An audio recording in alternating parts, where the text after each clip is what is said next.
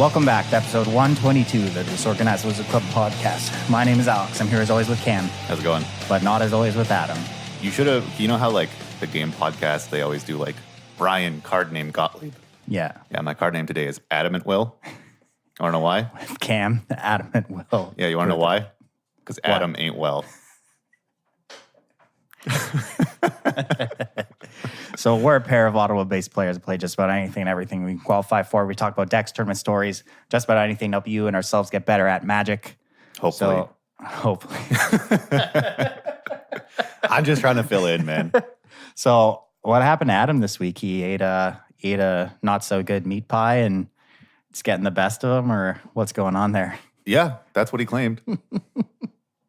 I mean, I believe him. Yeah, he said he just like wasn't feeling well as of like last night, and so we're doing another early morning. Well, early morning for us, it's almost noon. Another early morning DWC. Yeah. So not a huge week in Magic this past week. We had SCG regionals, no big tournaments aside from that. You been playing much Magic recently? No, still just busy with the semester. We're coming up to the end of the semester, right? What do you got? A few more weeks? Yeah, like first week of April semester's done. Then there's an exam season, and then just on to the rest of my life after that. How many more years of school do you have after this one? Scheduled for 2 more. 2 more, But it might take a bit longer. Who knows? So for this degree, yeah. I'm just gonna stay in schools for like the rest of my career, hopefully. So SCG regionals this past week, modern. There was 11 of them across the US. We parsed through the results and found out of 11 tournaments, we had, what was it? There were 11 winners. 11 winners, but nine different decks. Yeah. Across all 11 won the tournament. We had Mono White Martyr, These Dredge. were modern tournaments, by the way, so this is kind of to be expected. There was a lot, but yeah, so we found that. There was Mono White Martyr taking one down, Dredge, Affinity, Jeskai Control. Is It Phoenix won 2 tournaments. Mono Green Tron won 2 tournaments. Hell yeah. Band Spirits, Green Black Midrange, and Humans. So I would just like to say that these results shows clearly what I've been saying, that Mono Green Tron, best deck in Modern. Top deck in Modern. Tied with Is It Phoenix. Yeah. Everything else is tier 2. So we were talking briefly about this stuff in the pre-show, which if you want access to our pre-show every week, you can support the show on patreon.com/DWC Podcast. Your support means the world to us. We're going to use it to get medicine for Adam. All patrons get access to the DWC Discord, the pre-show.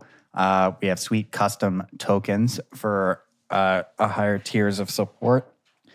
And also, while we're on the talk of supporting the podcast, wizardtower.com, longtime sponsor of the DWC podcast. Longest time. The longest time, since day one. Big shout out to them. Wizardtower.com, your source for all Magic single needs. Check them out. But anyway, like I was saying, Is It Phoenix won 2 events, and it also had the best top 8 conversion rate across all tournaments. It was in, at least one copy of the deck was in 8 out of 11 top 8s. And out of those 8 top 8s, most of them were there was 2 or 3 copies of the deck. Only one of those 8 top 8s had 1 copy of the deck. Everything else, most of them had 3. Yeah. I would say. I didn't keep track of how many had 2 or 3, but it was a lot. A lot. And I think this just kind of goes further to prove what everyone kind of, I guess, already has begun to assume, that Is It Phoenix is just the best deck in Modern. There's been a lot of talk on whether it can stay that way, because it's more of like, I guess Is It Phoenix is more of a fair deck. It's not really doing any like busted combo. Like, it has its nut draws of like putting an insane amount of Phoenixes in its graveyard early, like on turn 2, but it's not just like an I kill you combo deck, like something like Ad Nauseam or Splinter Twin was back in the days. But Well, does it play that differently from Dredge? Dredge also has busted starts where it just puts a bunch of amalgams into play, which is similarly just sort of based on how many amalgams are in the top of its library, just like how many phoenixes are in the top of the library. yeah. But if it doesn't have that nut start, it can still just sort of like pretty reliably accrue some value and then sort of finish you off with a conflagrate, or like Phoenix eventually flips a thing in the ice and kills you, or plays a Crackling Drake and kills you. I think they're similar, just like, not fair decks, but decks that are abusing the ability to like have a fast start and also like eventually make use of these mechanics later in the game if it goes longer. Yeah. But I think what I agree with you there. And I think what kind of Phoenix has for it in its favor is that being a blue deck with all these cantrips, it's so consistent. Like you just get to play, like enact your game plan all the time just because of the nature of the cards in your deck. And I think that appeals to a lot of people. Like, I don't know, did you play Magic back in the blue-white Delver and Standard days? No. So this was like right when I started playing Magic. I didn't have a Spark back then. And it was, that deck was just so great to play, not only because it had stupidly busted cards like Mana Leak, Ponder, Delver of Secrets, and Standard, but like the deck was just incredibly consistent. You just did the same thing all the time, and the amount of non-games you had were so low just because you had a card like Ponder in your deck. Like, there's so much in, like, these decks just have so much going in their favor because of just that. They always get to enact some sort of game plan. Whereas like other decks like Tron, it has a fail state. Like there are some games where you just don't play. Yeah. And though that doesn't really ever happen with a deck like Is It Phoenix, which, goes to show highest conversion rate, won multiple events. It's took down the GP the weekend before. It's been putting up insane results. Deck's good.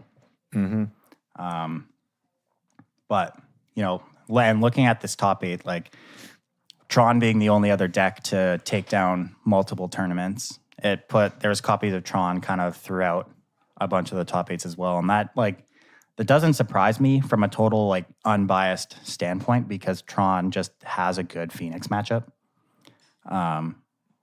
So it's not surprising to see a deck like that doing so well right now.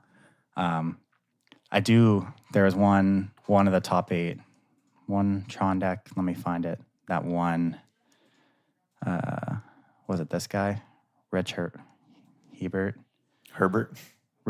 from the regionals in Baltimore, taking down the event. 2 Thragtusk in his main deck, which is hilarious because I was joking about this after day 1 of GP Toronto, where I played Tron. Didn't make day 2, played against Burn 4 times on day 1. 4 out of 8 rounds. Was it 8 rounds? I can't even remember. It's like 8 rounds cut, I think now. Yeah. You play 9 on day 1, but there's a cut after 8. So 4 out of 8 rounds I played against Burn, and I was joking. I was like, well, I'm just going to, for the PTQ tomorrow, I'm just going to put Thragtusk in my main deck. Why? How could that be bad? This guy taking down the event with 2 Thragtusk in his Did you put deck. Thragtusk main? No, I didn't. I was too much of a coward. Jeez. But I mean, that's like the classic DWC downfalls. We just don't take our own nuts advice.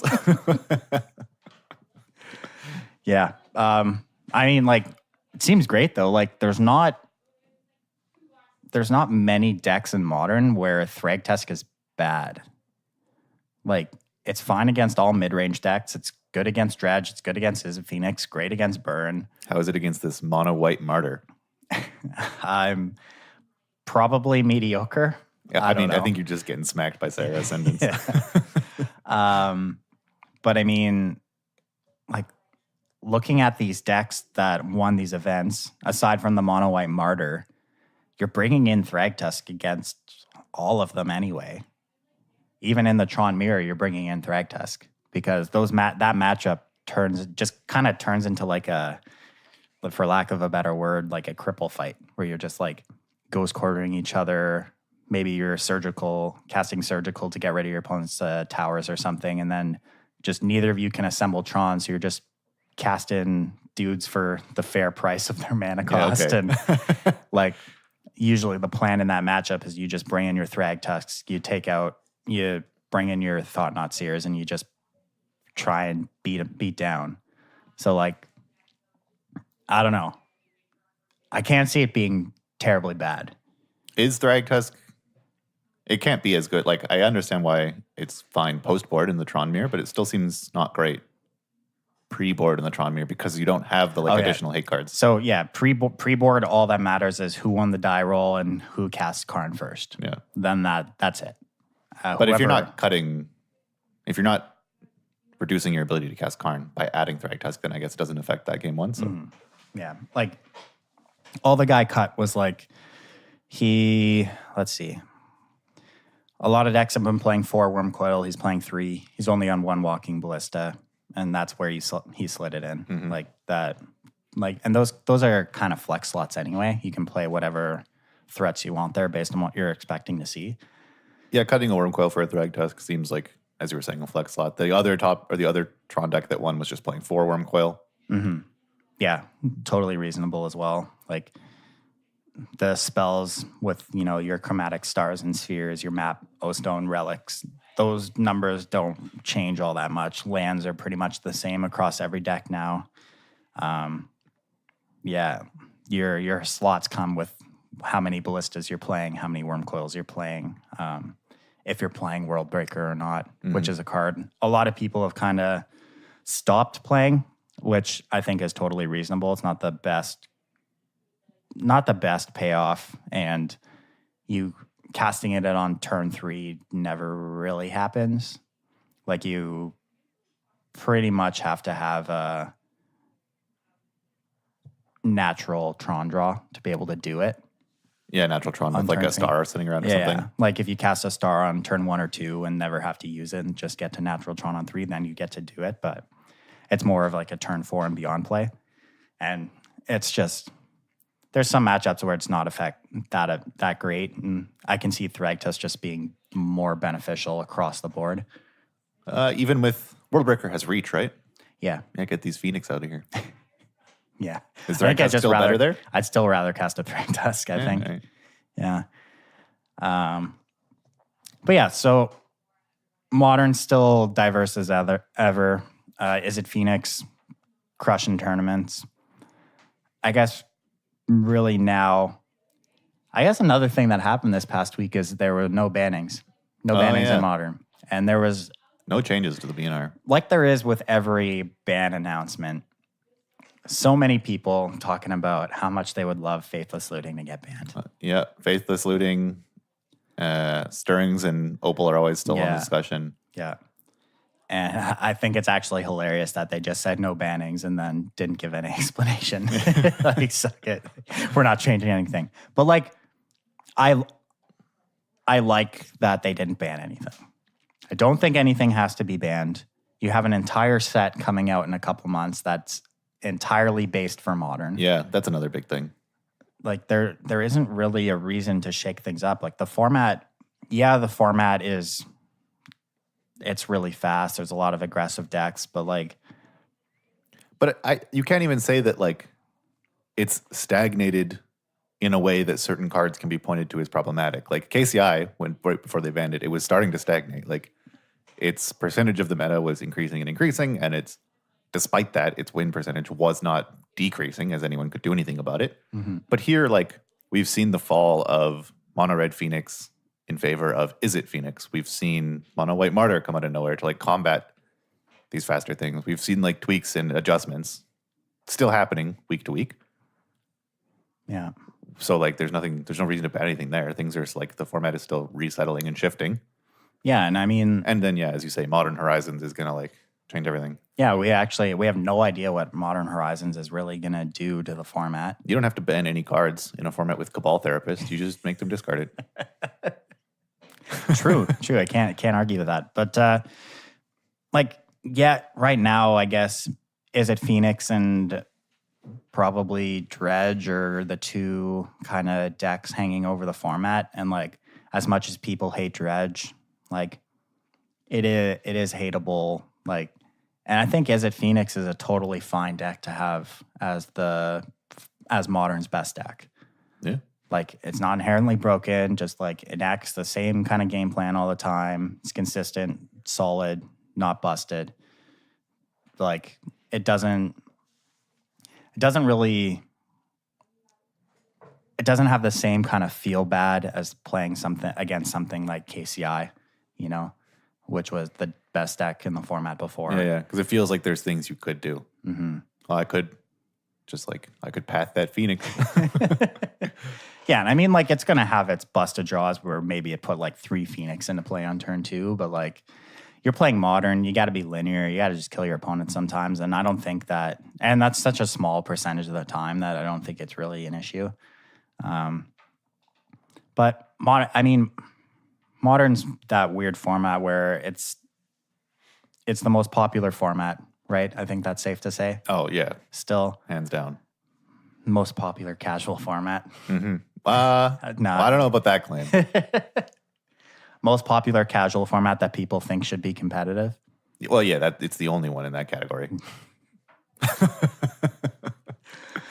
I don't know. Is Modern actually more popular than EDH?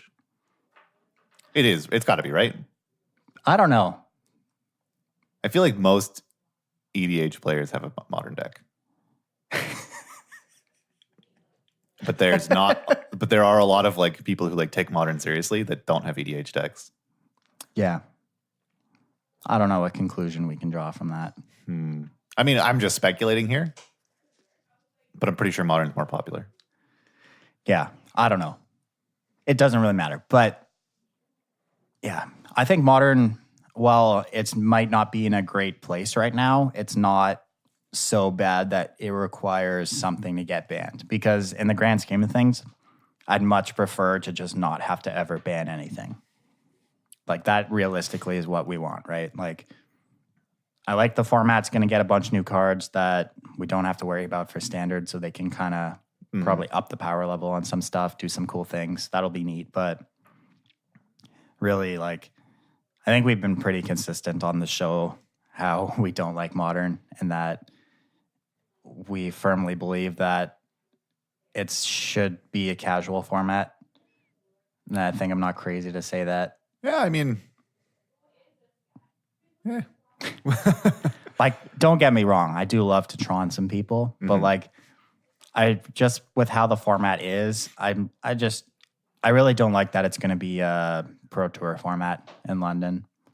I think there's a lot of people out there who would probably agree.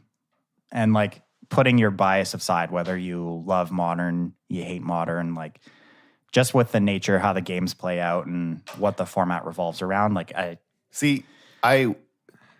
would like snap agree that I don't like it being a Pro Tour format or a Mythic Championship format now. Mm-hmm.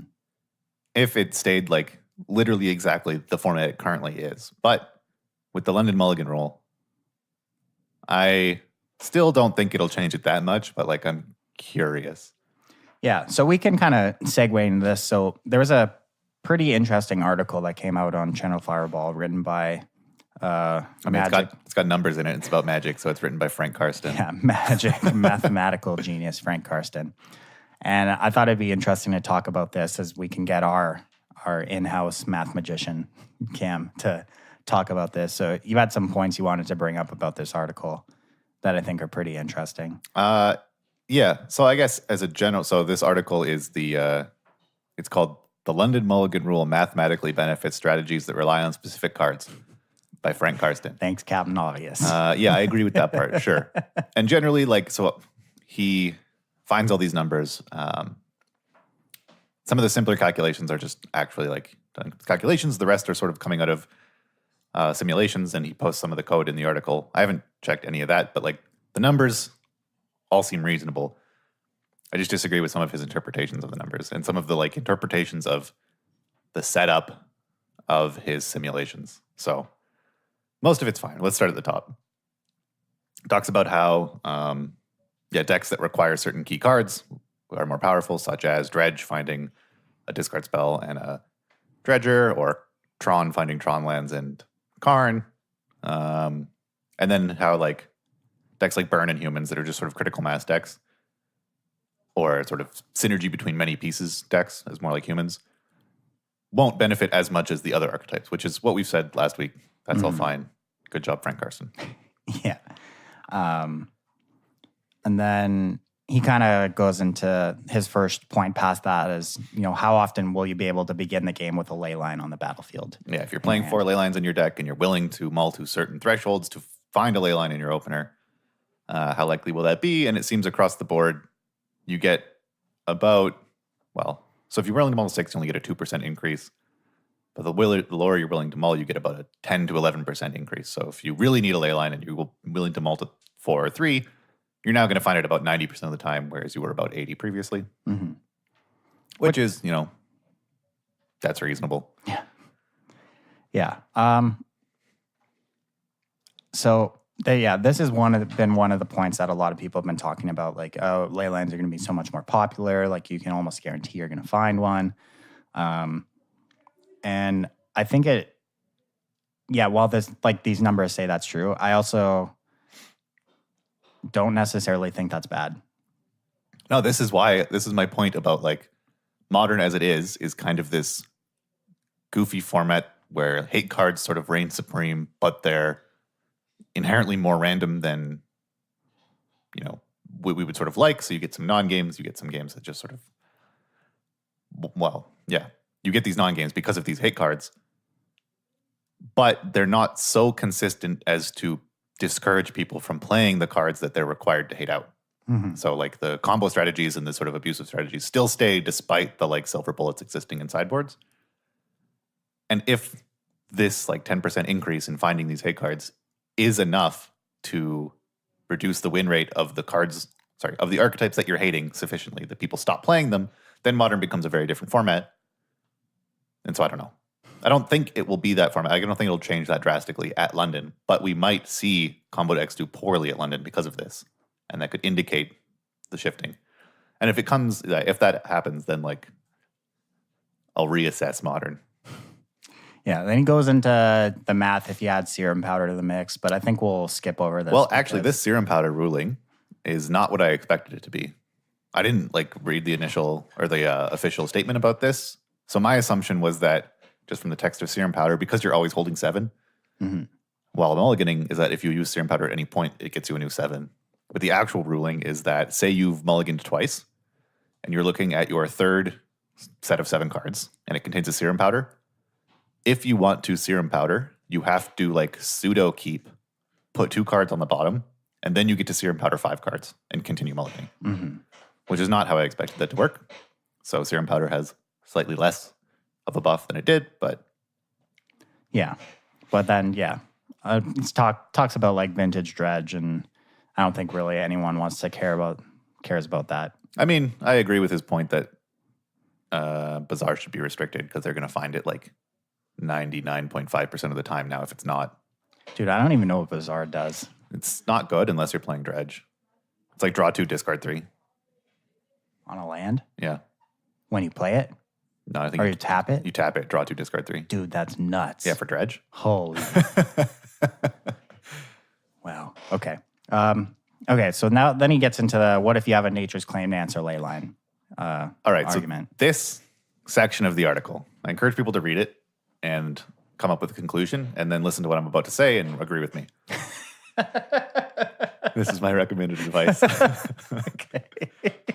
Continue.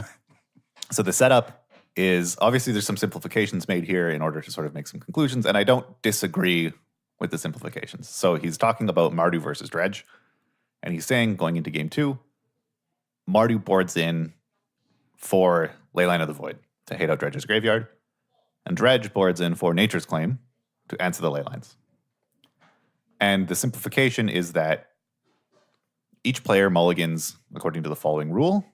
They will either keep 4 or they will keep the first hand that has 1 copy of their sideboard card. Leyline and Nature's Claim, respectively. Then, after both players have finished this mulliganing process, we declare that the Mardu player wins the game if they have more Leylines than Dredge has Nature's Claim, and Dredge wins if they have an equal number or less Nature's Claim than Mardu has. Because then, If you answer every ley line, you get to use your graveyard. Mardu needs an extra ley line to keep you out of the game. Then says that under these rules, if you run the simulation and do the calculations, Mardu is only about 25 to 30% to win the game.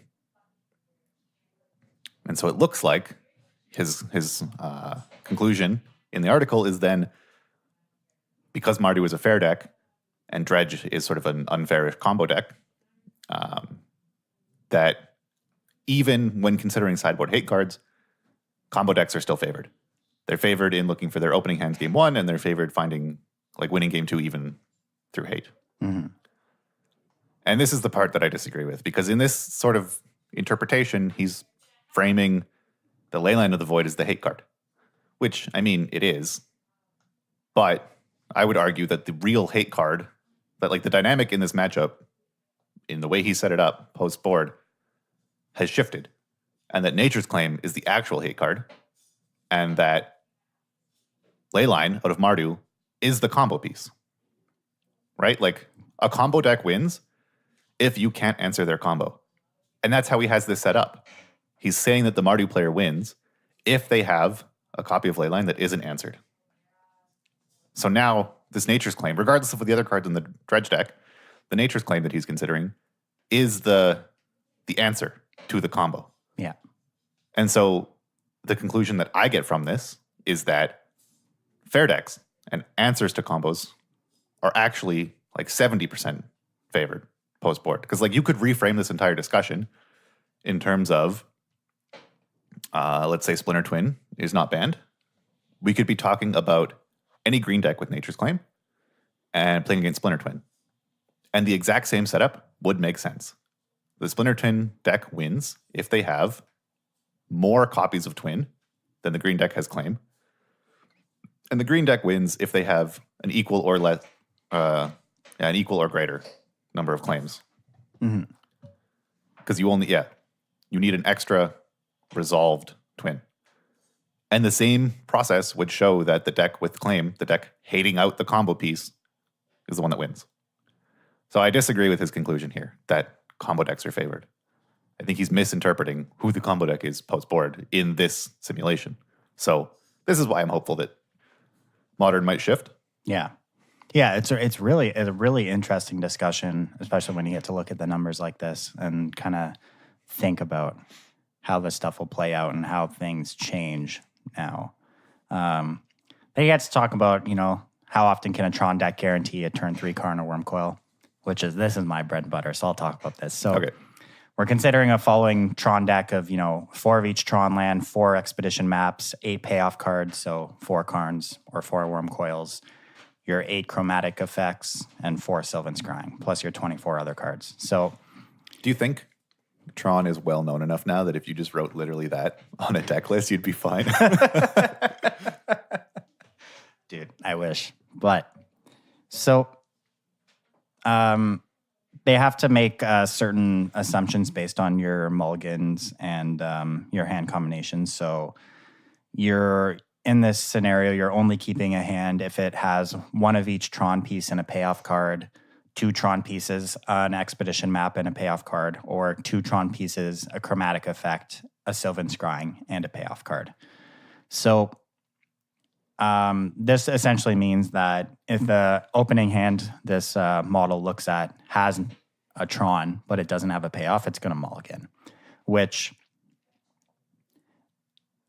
in real life, as a Tron player, you're probably never mulling a hand that has Tron in it, regardless of if you have a payoff. And that's something Karsten mentions, is that this model is mulliganing too aggressively. Mm-hmm. But and it's not taking into account Ancient Stirrings at all. So your actual numbers are probably slightly better than these. Yeah, so keep this in mind as we go over the numbers. But the probability basically of finding a good opening hand based on this metric says just over 9%, which isn't good. It's pretty crappy. And if you're that's just raw off the top. That's like you draw your first 7, you have 9% that it's good. Yeah. So but basically his findings are if you're you're willing to mull away all your hands without a guaranteed turn 3 payoff, but always stop at 4 cards, under the London Mulligan rule, you're going to end up with a hand that guarantees a turn 3 payoff a bit over 33% of the time, which is like nuts. When you look at comparison, under Vancouver Mulligan rule, the probability of, if you're willing to mull the 4 and you're looking for a turn 3 payoff, is 16%, and it over doubles with the London Mulligan rule, which is actually like that's a huge increase. And then, but yeah, this is a very, this model is looking at something really specific. You have to have a turn 3 Tron with a payoff card, but if you're looking at the grand scheme of things, realistically, all you really care about is how often can you turn 3 Tron. Yeah, just assemble the lands. Yeah, and those percentages are going to be much higher, which, for me, that's fantastic. Yeah, I would guess, so like, yeah, just a random guess. I'd have to check, but I would guess that if you remove this restriction of needing a payoff card in these opening hands, so you keep, if you have Tron, 2 Tron and a map, or 2 Tron, a green source, and a scrying, then it probably goes up to like 50% if you're willing to mull the 4. Mm-hmm. Maybe more. Yeah. So, yeah, really, really interesting numbers to look at. Does make Tron more consistent, which, a lot of people are going to, bitch and moan about, like, no, Tron has always been one of the most hated decks in Modern. I think that's fair to say. Oh, yeah. And, people are going to complain that it makes Tron a little bit better, but I mean, it's kind of funny to say this after talking about the SCG regionals and how Tron won 2 of the events, but like, Tron isn't out here just smashing tournaments weekend after weekend, It's not putting up these insane results. Yeah, not yet. Can you imagine if we get another Eldrazi winter? And this time it's just Karn? Yeah, it's just Karn and Ulamog. Like, the top 16 is like 14 copies of Tron. The top 8 just all Tron mirrors at London. Dude, I'd love to see it. That would be hilarious. Man. You know how fast I would snap sell my entire deck? Immediately. All those cards would be immediately sold right after that tournament. Yeah, as everyone tries to buy them. Then they like change the rules or ban something, and then you just buy them back when they're cheap. Hashtag MTG Finance.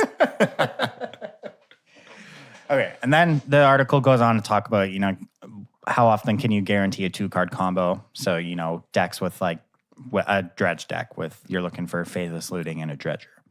Or Boggles. You're looking for a hexproof 1-drop and an Aura. Now that you mentioned Boggles, is that more hated than Tron? Ooh, well, that's an interesting discussion. Yeah, this one's close. I don't know. Maybe. It might be, actually. I think I personally hate playing against Boggles more than I hate playing against Tron. Yeah. Just because it's so dumb. Tron, at least, like, all right, I get what you're going for. Mm-hmm. But, yeah, that's an interesting one. Let us know. Shoot us a message. What do you hate more, Tron or Boggles? Yeah. Huh. I wonder. Anyway, but yeah, so talking about that, or, ad nauseam, you're looking for an Angel's Grace and a combo piece like ad nauseam or spoils, etc. And basically the numbers he finds are, if you're looking for this 2-card combo, keeping 7 with it, you're going to find it about 26% of the time. And as you go down, we jump to the 45 to 59 to 70% with each respective mulligan. Yeah. Which is 70% when you're willing to mull the 4. And I think his additional condition is you have like 1 of each combo piece and 2 lands. So your mull the 4 is actually like functional. Mm-hmm. And that's 70% of the time. So like that's pretty high. That's a large increase, whereas it was only like 45-ish with Vancouver. So assembling 2 things like this is going to be much more consistent. Yeah. So, but I like how much these numbers affect the deck really depends on the deck, right? Like if we're talking about something like Goryo's Vengeance, where you're just looking for, you need a Goryo's Vengeance and like a Grizzlebrand or something. Like you still need more like they're talking about this as a 2-card combo, but it's really more than that because you still got to get that card into your graveyard. Yeah, for Goryo's, it's like, yeah, it's not truly a 2-card combo, but his example of Dredge, the example opening hand that he shows is like if you find 2 lands looting Stinkweed, that's enough. Yeah.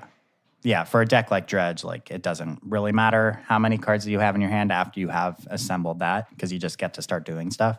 But like even Boggles, like, okay, I'm all the 4 and I have my Slippery Boggle and I have my enchantment and maybe I have a land or 2 lands. Like, okay.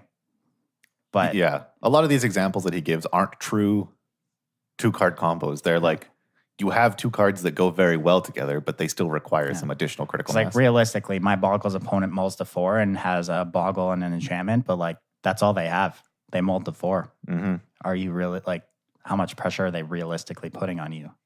So, it definitely varies based on what your 2-card combo is. But again, like in the grand scheme of things, I don't think that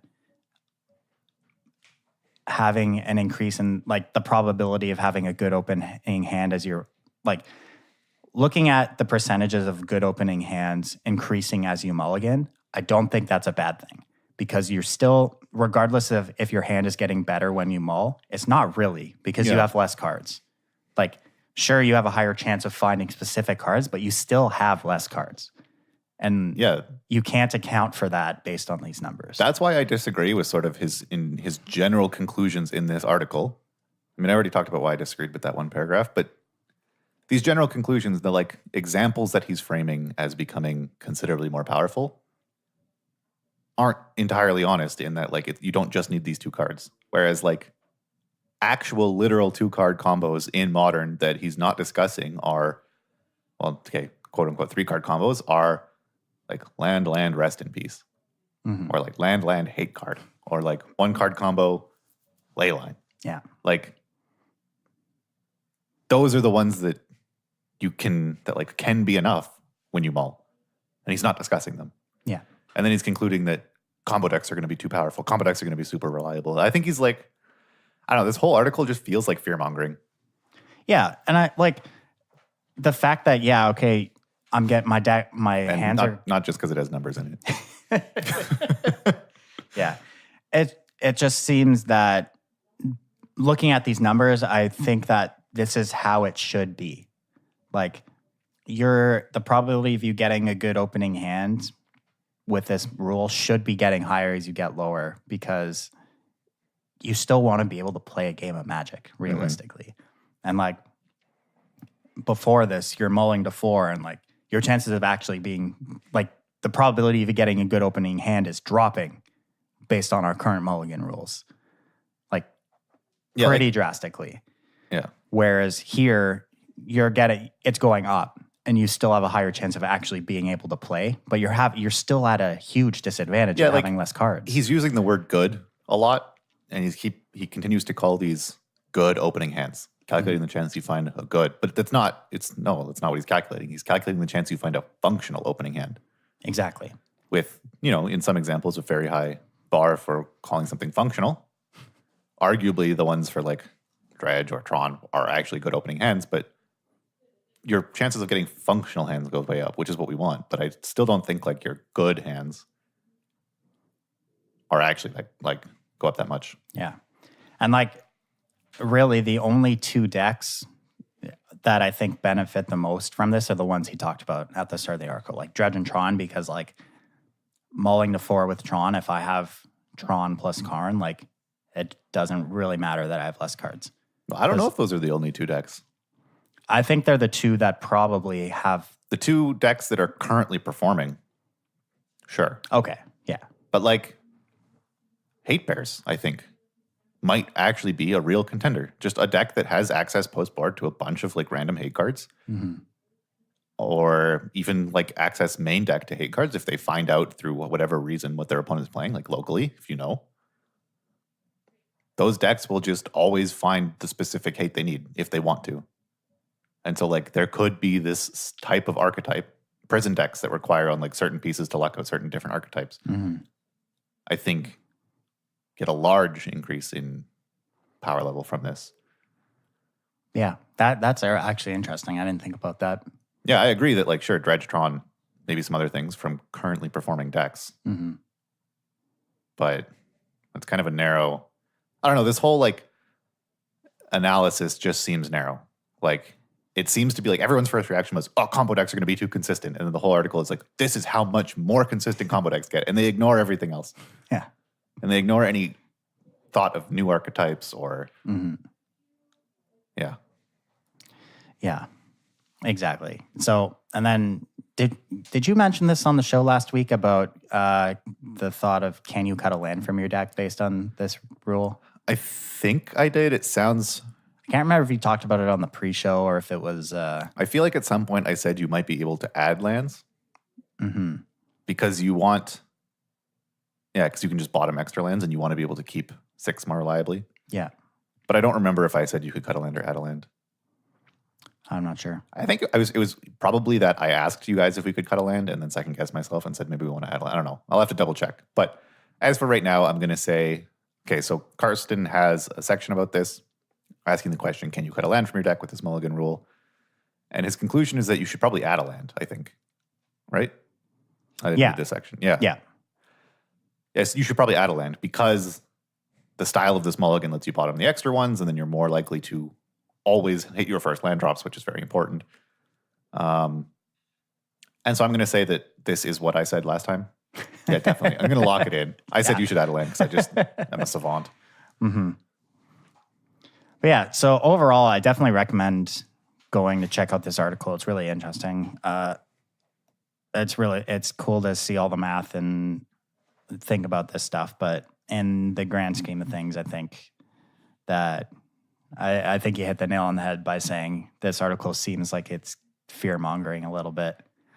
And I think it's safe to say that the Magic community is usually overly negative about most things that are new when they're announced. Yeah. Well, no, but even that's not true. What do you mean? Well, okay, so they're overly negative except unless the new things being announced are spoilers. And then everyone's wildly overly popular. So or overly positive. Mm-hmm. So I don't know. But yeah, I just think I don't disagree with any of the math in this article. I just think the examples considered and some of the conclusions from how those examples are set up are a bit, I don't want to say disingenuous, but a bit, not nearsighted, narrow-minded, a bit too focused. Yeah. Yeah. But I mean, for that kind of article and looking at those numbers, you have to kind of make some assumptions and narrow in your focus a little bit. That's not the part that I'm disagreeing with. Yeah. Making assumptions to create a model that you can get numbers from. Fine. I agree with that part. It's that the conclusions after those numbers are still too narrow. The like the Leyline versus Nature's Claim thing. It felt like he already wanted to make the conclusion that combo decks would be better. So he put the hate card in the combo deck. And the actual conclusion is hate cards get better, which can be used to hate out combo decks. But he's like, oh, but look, the combo deck's playing the hate card, so combo decks are nuts. Like, that's not what's happening there. Fair enough. All right. Off Modern. Announcement. So War of the Spark coming up end of next month. They announced that there's going to be 36 Planeswalkers in the set.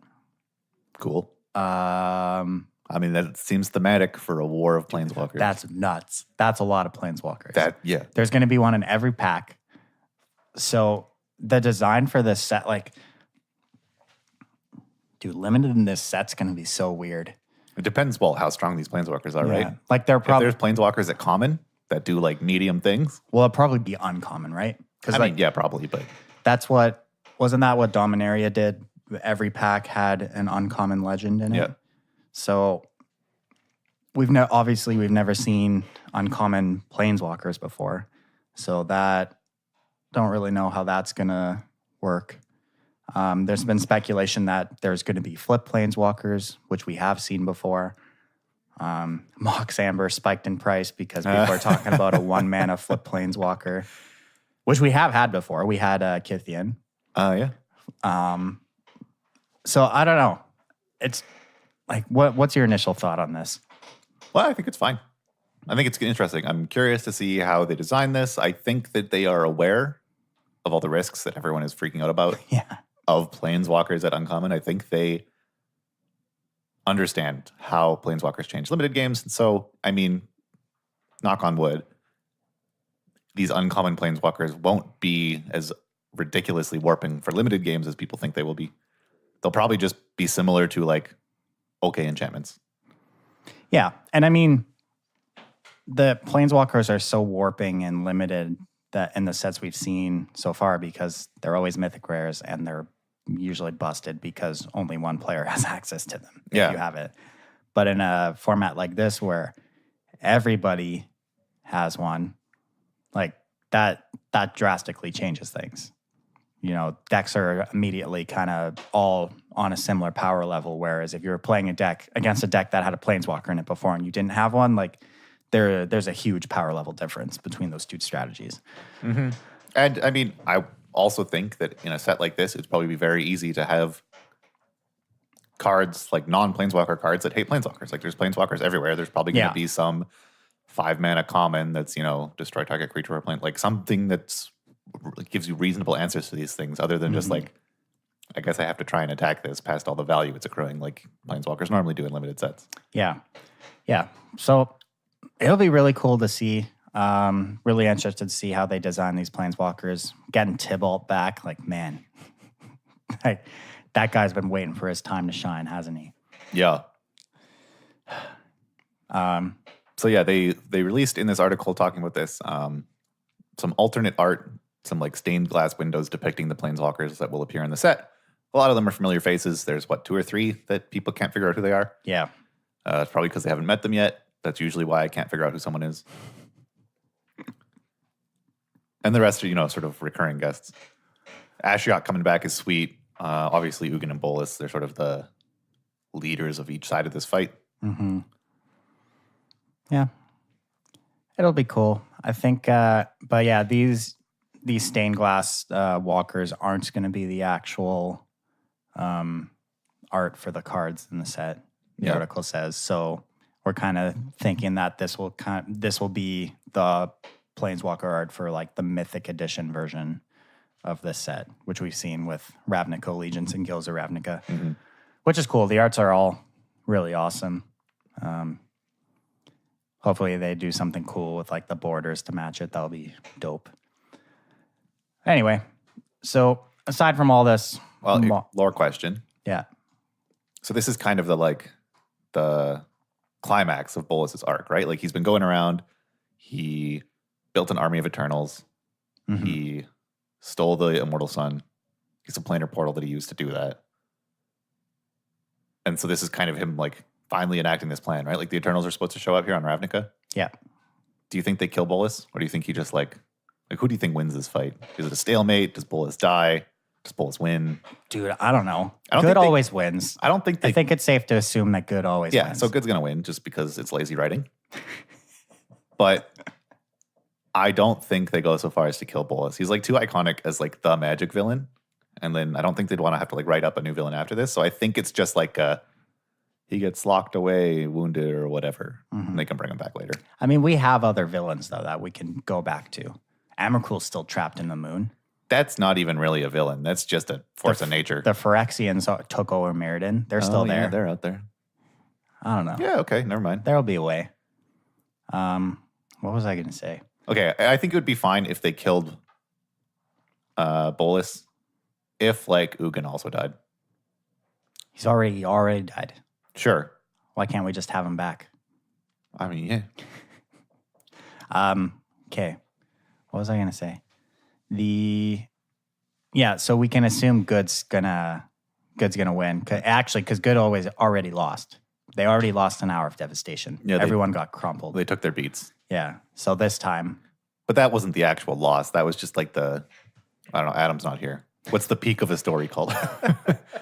When it's like hardest for your hero. I don't know. Yeah, the part before the training montage. Anyway. I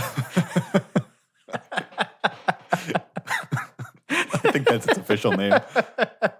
The part in Rocky where he gets crumpled the first time and then has to do his hold. Yeah, okay. That makes sense. Yeah. They didn't lose. It's just, part of their dramatic development. Yeah. So coming up, what do we got this weekend? There's probably an SCG event this weekend. Yeah, there usually is. SCG, was it Philly? Yeah, SCG Philly this weekend. What format? Modern. Of course. Yeah. Maybe we'll get to see more Phoenix dumping on people. It would be really interesting if they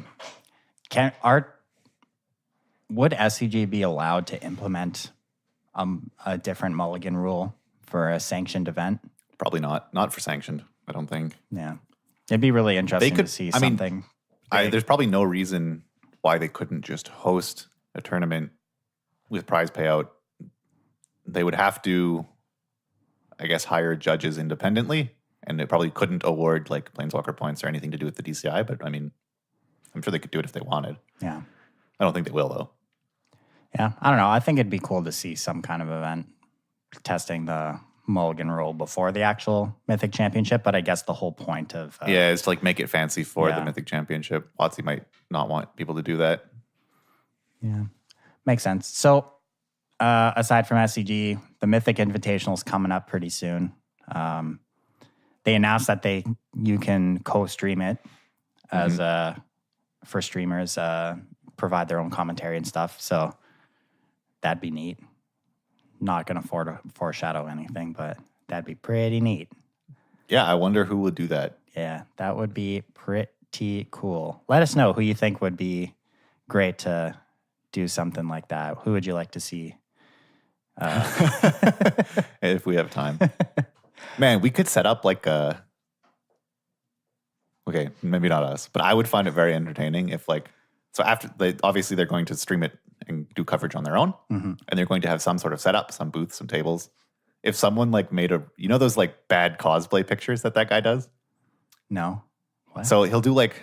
So obviously in the cosplaying community, there's a lot of people that put a lot of effort into cosplay. Yeah.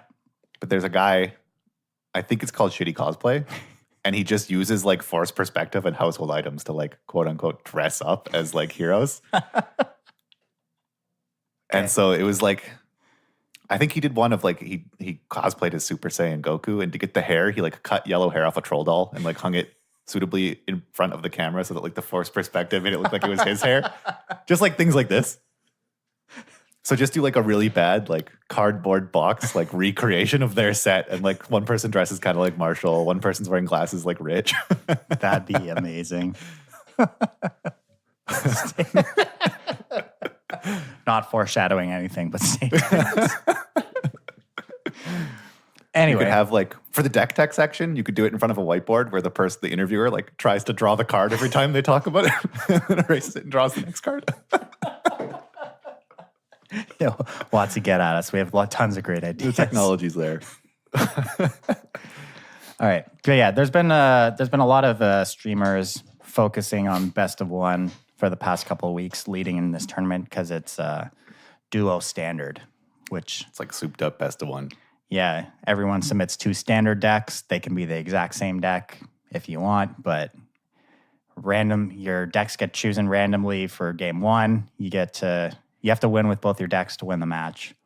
In the second game, players use the deck that they didn't play in game 1. The player who went second in game 1 now goes first. Do you have to win with both your decks? I don't think you do. You don't?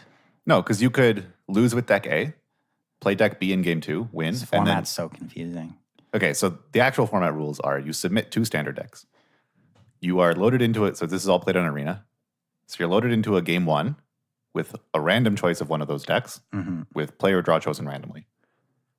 Game 2, you are loaded into a game with the other deck you've submitted, same with your opponent, and play draw still chosen randomly. Game 3, you get your choice between your 2 standard decks, and play draw is still chosen randomly. Dude, that's so different than what I thought it was. Yeah, so you don't have to win with both your decks. You could lose with deck A in game 1, play deck B and win, and then choose deck B again and win. So yeah, I don't like this. Yeah, I think it's horrible, but it is what it is. It's just like, yeah, guess maybe trying to try out new things or like piggyback off the popularity of best of one ladder, but like it is really just like a series of best of ones, and then any sort of overarching best of 3 strategy that existed in sideboarding is removed. And the little bit that remains is in trying to mind game what deck your opponent will pick if there's a game 3 versus what deck you should pick. But even then, like with play draw being chosen randomly and not having any sideboards, I feel like everyone's going to submit some sort of linear aggro deck, something that really benefits off being on the play. And this is a point you were making in the pre-show, that this tournament might just come down to coin flipping. Yeah. More so than like Magic tournaments normally, because best of one decks in their construction are inherently more, not abusive, but take more advantage of the coin flip. Yeah, like all the feedback I've been seeing from pro players on Twitter and everything is that their win percentage just are so drastically different for play versus draw, and that it's, I don't know. I guess if you want to do well this tournament, you should just be practicing rolling your dice. Just get really good at that. Then, oh no, that's too analog. Oh no, wait, you can't even do that. This is played on Arena. You got to it practice rolls dice for you. Your random number generators or something.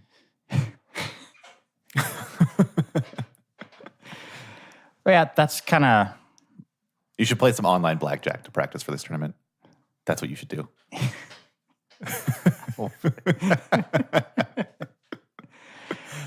Okay. Yeah, I think sort of a slow week, but there's been some announcements, and I guess soon we'll be doing War of the Spark spoilers, other than just these Planeswalkers. Yeah, they should be starting beginning of April, right? I'm sure they announced somewhere where it is, but yeah, I mean, we won't be doing spoilers until the full spoilers out, like a week before pre-release, but everyone else will be doing spoilers. Yeah, I'm curious how much, as I was sort of thinking there might be, how much kind of counterplay to the Planeswalkers exists among the commons and uncommons. Because like, if the Eternals are accompanying Bolas, as I think, then like those will probably be at common and uncommon in Grixis colors. Mm-hmm. And I assume green and white will be like these citizens of Ravnica that aren't allied with Bolas. Like they'll be Boros commons and Selesnya commons and stuff. And so I wonder how much hate for the opposing Planeswalkers exists at those rarities.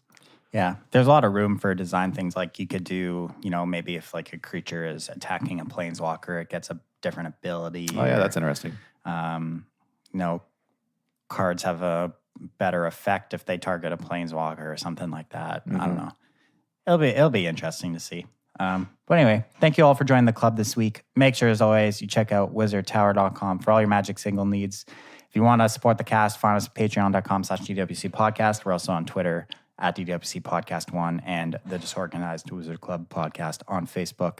And however you listen to the show, whether it's on Podbean, iTunes, any podcast app, leave a review, rate the cast, share it with your friends. Everything helps the show keep growing and bring it to new listeners. And we'll catch you all next week. Be sure to send Adam your energy.